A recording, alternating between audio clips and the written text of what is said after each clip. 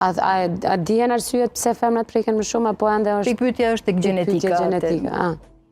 Sepse gjithmonë ka shumë smundje që atakohen femrat më shumë se burrat. Përveç gjenetikës, thash mos ka edhe shkaktar tjerë, ndoshta abuzime që bëjmë ne me lëkurën. Një arsye tjetër, në fakt, melanoma është kancer më të shpeshti që ndodhet tek femrat e moshës 25-30 vjeçare, kjo edhe për shkak të ekspozimit në solarium, është një trend i ri. Prandaj kjo ishte sidomos përpara mbrëmjes maturës, vajzat preferojnë të ekspozohen në solarium, ndërkohë që e dim që nëse ekspozimi i parë në solarium ka filluar para moshës 35 vjeçare, shtohet me 59%, pra gati 60% më shumë mundësia për kancer të lëkurës në jetën adulte.